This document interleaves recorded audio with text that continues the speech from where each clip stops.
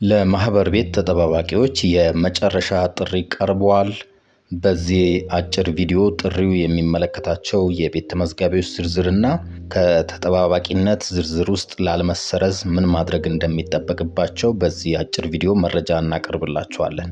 በቅድሚያ ውድ የዚህ ቪዲዮ ተመልካቾች እንኳን ወደ ቻናላችን በደህና መጣችሁ።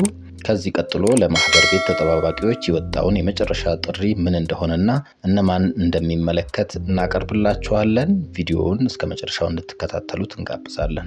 የአዲስ አበባ ቤቶች ልማትና አስተዳደር ቢሮ የማህበር ቤት ተመዝግበው ለሚጠባበቁ ሐምሌ 17 2018 ዓ.ም በማስታወቂያ መረጃ አሟልታችሁ አስገቡ ማለቱ ይታወሳል።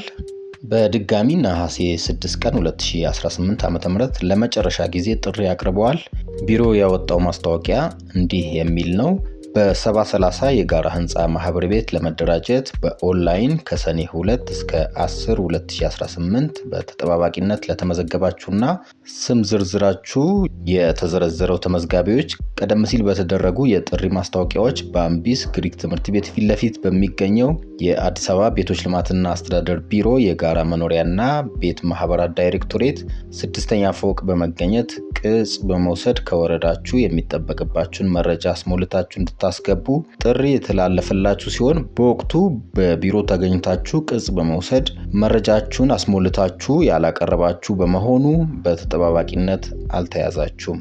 በመሆኑም ይህ ማስታወቂያ ከወጣበት ቀን ጀምሮ ባሉት 7 ተከታታይ የሥራ ቀናት ውስጥ ከቢሮ ቅጽ በመውሰድ መረጃችሁን አሟልታችሁ እንድታስገቡ ለመጨረሻ ጊዜ በድጋሚ ጥሪ የተላለፈላችሁ መሆኑን እናሳውቃለን። የአዲስ አበባ ቤቶች ልማትና አስተዳደር ቢሮ ይላል ማስታወቂያው። ማስታወቂያው የወጣው ነሐሴ 6 ቀን 2018 ዓ.ም ሲሆን የተሰጠው ጊዜ 7 ተከታታይ ስራ ቀናት ናቸው። ነሐሴ 14 ይጠናቀቃል ማለት ነው። በመጨረሻዎቹ ቀናት የአገልግሎት መጨናነቅ እንዳይፈጠር ቀደም ብላችሁ ብትሄዱ ይመከራል። ጥሪው የተላለፈላቸው ተመዝጋቢዎች ቁጥር 527 ነው። የተመዝጋቢዎች ስም ዝርዝር እንደሚከተለው ይቀርባል።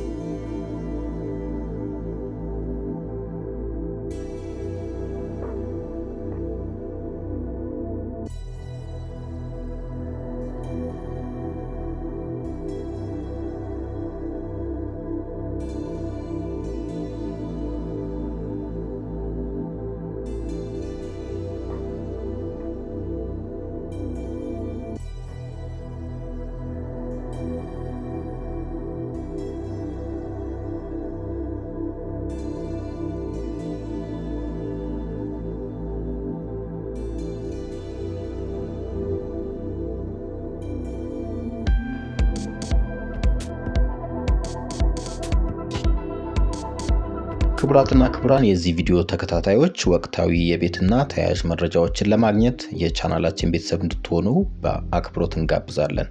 ቪዲዮውን እስከመጨረሻው ስለተመለከታችሁ እጅግ በጣም እናመሰግናለን። በሌላ ቪዲዮ ዳግም እንደምንገናኝ ተስፋ እናደርጋለን። እስከዛው ቸር ሰንብቱ።